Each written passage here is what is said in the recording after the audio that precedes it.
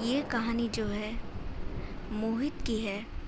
दरअसल में मोहित जो था वो ऑटो ड्राइवर था और एक रोज़ जो था वो अपने ऑटो को लेकर बस स्टैंड के बाहर खड़ा था। बड़ी ही अजीब बात थी उस रोज़।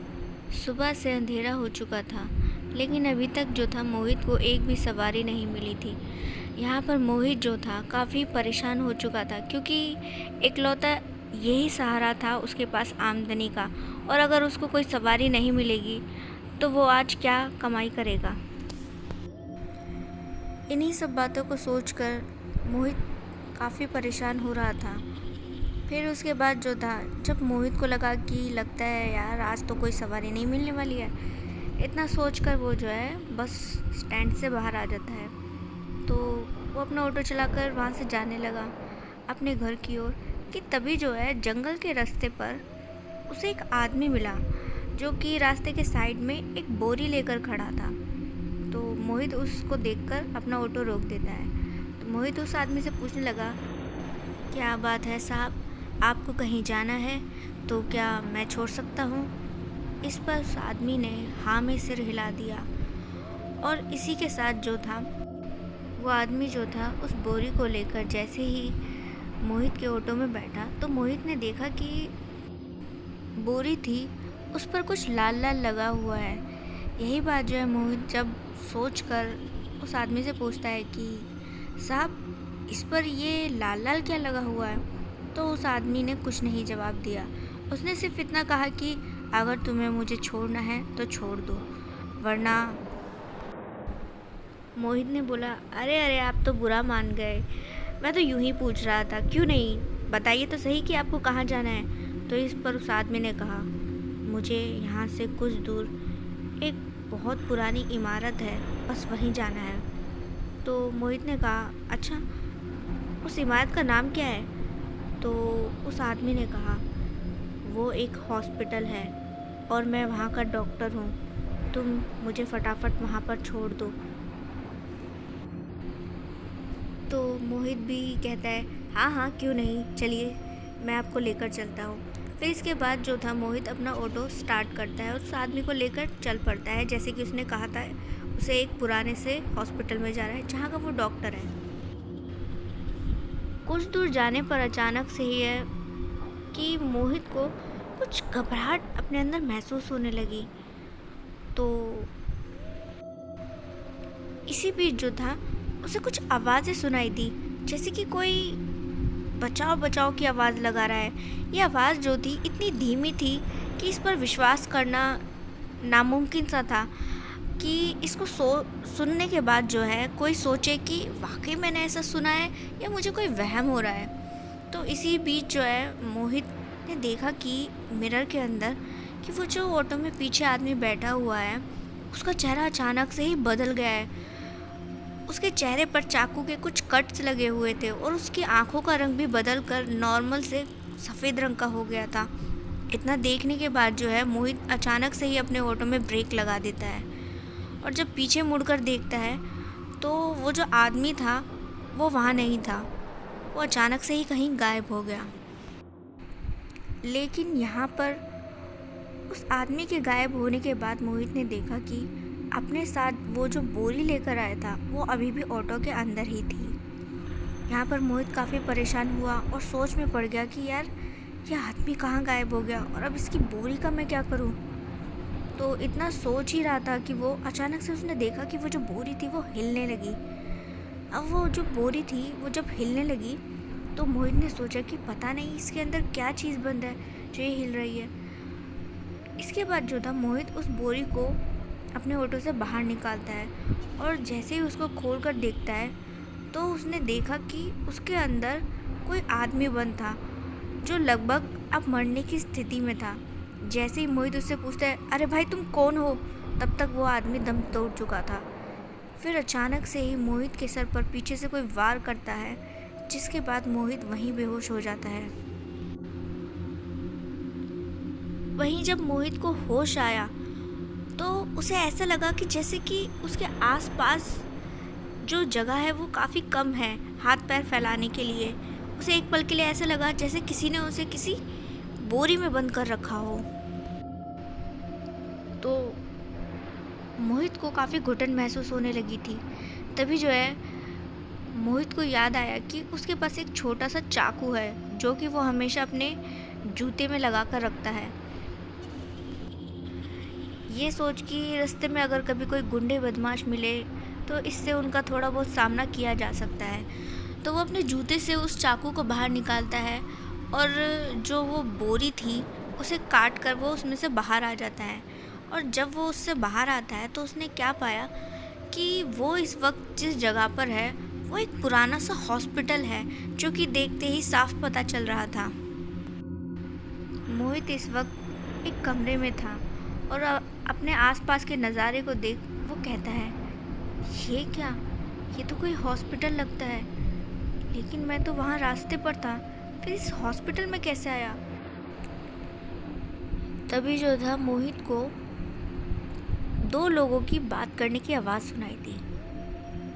तो उन आवाज़ों को सुनकर जो था मोहित कमरे से बाहर निकला एकदम दबे पैरों से। तो उन आवाज़ों को सुनकर जब मोहित उस कमरे से बाहर निकला तो कुछ ही दूर एक दूसरा कमरा था। तो वो धीरे से वहाँ पर पहुँचा और उस कमरे में हल्का सा झांकते हुए देखने लगा कि आखिर कौन दो लोग हैं जो वहाँ पर बात कर रहे हैं। तभी जो है उसने देखा कि जो आदमी ने उससे लिफ्ट ली थी वो आदमी और एक और दूसरा आदमी जो कि डॉक्टर के कपड़े पहने हुआ था, और लगभग दोनों ने ही डॉक्टर के कपड़े पहने हुए थे, दोनों आपस में बात कर रहे थे। तो वो जो दूसरा आदमी था वो कहता है, तो आज का शिकार मिल गया ना। तो इस पर वो जो दूसरा डॉक्टर था जो कि मोहित के ऑटो में आ रहा था उसने कहा बड़ी भारी सी आवाज़ में, हाँ आज का शिकार मिल चुका है, तो चलो डॉक्टर अब उसका ऑपरेशन करते हैं, बहुत मज़ा आएगा। इतना कहने के बाद जो था दोनों हंसने लगे और उनकी हंसी सुनकर यहाँ मोहित जो था बुरी तरीके से घबरा चुका था और वो समझ नहीं पा रहा था कि अब वो क्या करे। फिर वो दोनों डॉक्टर जो थे वो उस कमरे से निकलकर उस कमरे में पहुँचे जहाँ पर उन्होंने मोहित को बंद किया हुआ था उस बोरी के अंदर। तो वो जाकर देखते हैं कि मोहित तो वहाँ है ही नहीं। तो वो जो दूसरा डॉक्टर था वो गुस्से से चिल्लाने लगा उस पहले वाले डॉक्टर के ऊपर। चिल्लाते हुए बोला, कहाँ गया हमारा शिकार, अगर आज वो यहाँ से भाग गया तो मुसीबत हो जाएगी, चलो जल्दी से उसे ढूंढते हैं इससे पहले कि वो इस हॉस्पिटल से बाहर निकल जाए। तो यहाँ पर ये जो दोनों डॉक्टर थे मोहित को ढूंढने लगे। तो मोहित जो था एक दूसरे कमरे में जाकर उस वक्त छुप गया था उन दोनों से, और फिर जब उसे लगा कि अब जो है रास्ता साफ है तो उस कमरे से निकलने लगा कि तभी जो है उसने एकदम से ही देखा कि एक वार्ड बॉय जो था वो अचानक से उसके सामने आकर खड़ा हो गया। उस वार्ड बॉय का चेहरा एकदम भयानक और डरावना था, जिससे साफ पता चलता था कि वो इंसान नहीं बल्कि कोई भटकती हुई रूह, प्रेत आत्मा, भूत वगैरह है। तो उसे देखकर जो मोहित था वो वापस से अपने कदम कमरे की ओर अंदर की ओर ले लेता है। तो वो वार्ड बॉय जो था वो मोहित की ओर बढ़ते हुए बोलने लगा, कहाँ जा रहे हो, दोनों डॉक्टर तुम्हें ही ढूंढ रहे हैं, चलो तुम्हारा ऑपरेशन करना है। इस पर मोहित ने कहा, ऑपरेशन, कैसा ऑपरेशन, मुझे कोई ऑपरेशन नहीं करवाना, देखो मुझे जाने दो, मुझे देर हो रही है। इस पर वो जो वार्ड बॉय था वो हंसने लगा पागलों की तरह और बोला, ऑपरेशन नहीं करवाओगे तो तुम्हें यहाँ से जाने नहीं दिया जाएगा, इसीलिए ऑपरेशन तो तुम्हें कराना ही पड़ेगा। जो भी इस हॉस्पिटल में आता है वो बिना ऑपरेशन के नहीं जाता है। तो मोहित जो था वो परेशान होने लगा और सोच में पड़ गया कि यार अब क्या करूँ, इस भूत से कैसे पीछे छुड़वाऊँ अपना। फिर मोहित जो था उस वार्ड बॉय के भूत को पागल बनाकर अपने पास बुलाता है और कहता है, हाँ हाँ ठीक है, जैसा तुम कहते हो मैं बिल्कुल वैसा ही करूँगा, मैं ऑपरेशन करवाने के लिए तैयार हूँ, लेकिन एक प्रॉब्लम है। वार्ड बॉय पूछता है, प्रॉब्लम, कैसी प्रॉब्लम है, बोलो, मैं अभी दूर कर देता हूँ तुम्हारी सारी समस्या। तो यहाँ पर मोहित जो था वो कहता है, अब मेरा मोबाइल था वो उस तरफ कोने में कहीं गिर गया है, प्लीज़ ज़रा देख कर ढूंढ कर देना।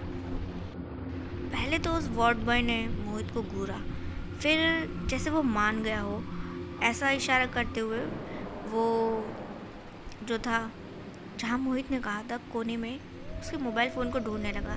अब मोबाइल फ़ोन गिरा हो तो उसे मिलता। वो काफ़ी देर तक ढूंढता रहा और तब तक मोहित जो था उस कमरे का दरवाज़ा बंद करके वहाँ से फ़रार हो जाता है। यहाँ पर मोहित जो था वो उस हॉस्पिटल से निकलने का रास्ता तलाश रहा था और इसी बीच जो था अचानक से ही पूरे जो हॉस्पिटल की रोशनी है वो गायब, वहाँ की लाइट चली गई। अब चारों तरफ अंधेरा ही अंधेरा छा चुका था, जिसकी वजह से मोहित को दूर दूर तक क्या पास का भी कुछ नज़र नहीं आ रहा था। अब यहाँ बेचारा मोहित परेशान कि भाई एक के बाद एक मुसीबत उस पर आ रही थी। अब इस अंधेरे में कहाँ जाए, वो कहाँ से रास्ता मिलेगा। तो तभी मोहित को याद आया, अरे यार मैं भी कितना भुलक्कड़ हूँ, मेरे पास तो मोबाइल है ना। तो वो जो था अपने मोबाइल को निकालता है अपनी जेब से और उसमें जो टॉर्च थी उसे ऑन करने की कोशिश करता है। लेकिन प्रॉब्लम ये हुई कि उसकी जो टॉर्च थी भाई वक्त पर नाकाम हो गई। अब वो ऑन ही नहीं हो रही थी। तो यहाँ पर मोहित बोला, पता नहीं मेरे साथ ही ऐसा क्यों होता है, वक्त पर चीज़ें कभी काम नहीं आती। लेकिन अचानक ही उसकी जो टॉर्च थी फ़ोन की वो ऑन हो गई। तो मोहित ने देखा कि जो उसकी रोशनी से सामने की ओर कुछ नज़र तो आ रहा है, जैसे दरवाज़ा वगैरह। तो उसे लगा कहीं यही तो वो दरवाज़ा नहीं है हॉस्पिटल से निकलने का। तो ऐसा करके उस दरवाजे की ओर जैसे ही बढ़ने लगा, अचानक से ही वो दोनों डॉक्टर उसके सामने आ गए और उन्हें देखकर मोहित की सिट्टी बिट्टी गुम हो गई। वो दोनों डॉक्टर किसी पागल की तरह बातें कर रहे थे और बोले, तुम बीमार हो इसीलिए तुम्हारा ऑपरेशन करना होगा। जब तक कि तुम वो ऑपरेशन नहीं करवा लेते तुम इस हॉस्पिटल से बाहर कभी नहीं निकल पाओगे। तुम बीमार हो, आओ हम तुम्हारा ऑपरेशन करते हैं। यहाँ पर मोहित जो था वो उनके सामने हाथ जोड़कर रोते हुए कहता है, प्लीज़ मुझे जाने दो, मुझे कोई ऑपरेशन नहीं करवाना और मैं बीमार तो बिल्कुल भी नहीं हूँ। तो दोनों डॉक्टर कहते हैं, बिल्कुल भी नहीं, एक बार जो इस हॉस्पिटल में आ गया तो उसे तो अपना ऑपरेशन करवाना ही होगा, नहीं तो हमारा क्या होगा। मोहित जो था रोते हुए बोला, अरे मेरा ऑपरेशन करके तुम्हें क्या मिलने वाला है। तो इस पर जो दूसरा डॉक्टर था वो कहता है, पागल इतना भी नहीं समझते, हमें खुशी मिलेगी, हम डॉक्टर हैं, हमें मरीजों का इलाज करके खुशी मिलती है। उन डॉक्टरों की बातें जो थी इस वक्त मोहित के सिर के ऊपर से गुजर रही थी। मोहित समझ नहीं पा रहा था कि किस तरीके से वो उस जगह से निकले कि तभी जो है अचानक से उस हॉस्पिटल की लाइट आ जाती है और जो आसपास का सारा दृश्य था वो साफ़ हो जाता है। तो मोहित ने देखा कि सामने की ओर एक कॉरिडोर है, तो वो उस कॉरिडोर में आगे की ओर चला गया उन दोनों से बचकर। तो वो जो डॉक्टर थे दोनों उसके पीछे पीछे आ रहे थे। ये देख मोहित परेशान और डरा हुआ तेज़ी से वहाँ से भागने लगा। दौड़ते दौड़ते जो है अचानक से ही मोहित ने देखा कि सामने की ओर से एक नर्स थी, वो आ गई और उसका भी चेहरा भयानक एकदम डरावना, जिसे देख मोहित अचानक से ही रुक गया। और वो जो नर्स थी वो मोहित का हाथ पकड़ लेती है। मोहित चीखने और चिल्लाने लगा। तब तक वहाँ पर जो था वो वार्ड बॉय भी कहीं से आ गया और वो दोनों डॉक्टर भी। मोहित डर गया और डर कर चीखने चिल्लाने लगा, लेकिन उसके रोने धोने का जो असर था उन लोगों पर कहाँ ही होने वाला था। तो वो जो थे चारों पकड़कर मोहित को ऑपरेशन थिएटर में लेकर पहुंच गए। मोहित के लाख कहने और रोने पर भी वो उसकी एक नहीं सुन रहे थे और वो सब मिलकर उसको स्ट्रेचर पर लिटा देते हैं। तो उनमें से एक डॉक्टर ने कहा, डरो नहीं, हम तुम्हारा इलाज बड़े ही प्यार से करेंगे, इसीलिए अब तुम अपना रोना धोना बंद करो। हमें तुम्हारा रोना धोना सुनकर कोई खुशी नहीं मिल रही है, इसलिए चुप हो जाओ। उन लोगों ने मोहित को स्ट्रेचर पर लिटा दिया था और अब जो था वो ऑपरेशन की तैयारी करने लगे थे। यहाँ पर मोहित जो था मन ही मन अपने भगवान को याद करने लगा और कहने लगा, हे भगवान, मुझे किसी भी तरीके से इन भूत प्रेतों के चंगुल से छुड़ा दो। आज के बाद मैं फिर कभी ऑटो नहीं चलाऊँगा, चाहे कुछ और करना पड़े, लेकिन ऑटो कभी नहीं चलाऊँगा। प्लीज़ मुझे छुड़वा दो इनसे। इतना कहने के बाद मोहित जो था भगवान हनुमान जी का नाम लेने लगा और मन ही मन में जो था हनुमान चालीसा का जाप लगातार करने लगा। यहाँ पर जब मोहित भगवान हनुमान जी का नाम पढ़ रहा था तो तभी जो था अचानक से ही वो जो चारों आत्माएं थी उनको कुछ अजीब सा होने लगा, जैसे उनकी शक्तियाँ उनसे छिन रही हो। और फिर मोहित ने जब ये बात समझी तो वो अचानक से स्ट्रेचर से खड़ा हो गया। तो वो आत्माएं जो थी वो मोहित को देखकर कहने लगी, ये सब करना बंद करो नहीं तो हम तुम्हारा खून पी जाएंगे। उन आत्माओं को भी पता चल चुका था कि शायद मोहित जो था अपने मन ही मन में किसी पवित्र चीज़ का जाप कर रहा है, जिसकी वजह से उनको कमज़ोरी महसूस होने लगी है। तो मोहित जो था खड़ा जब हो गया तो उसने कहा, बिल्कुल भी नहीं, मैं अपने भगवान का नाम ज़रूर जपूँगा। तो ऐसा करके जो था मोहित हनुमान चालीसा को अब जो था ज़ोर ज़ोर से पढ़ने लगा। यहाँ पर हनुमान चालीसा का जाप सुनकर जो था वो आत्माएं अचानक से ही कहीं गायब हो गई हवा में। मोहित को लगा कि चलो भाई अब यही मौका है यहाँ से निकलने का, और वो दौड़ते हुए उस कमरे से निकला और कुछ दूर जाकर उसने पाया कि मेन एंट्रेंस जो था वो सामने की ओर था। तो वो वहाँ से फटाफट से जो है हॉस्पिटल से बाहर निकला। तो एक थोड़ा सा रुककर वो उस पूरे हॉस्पिटल को जैसे देखता है तो देखता है कि ऊपर की ओर छत पर वो चारों आत्माएं खड़ी थी। मोहित जो था हनुमान चालीसा पढ़ते हुए तुरंत ही वहाँ से आगे की ओर बढ़ गया, और जब वो कुछ दूर आगे जाकर देखता है तो उसका जो ऑटो था वो उसे नज़र आता है। जिसके बाद वो उस ऑटो में बैठकर जो था अपने घर की ओर निकल गया।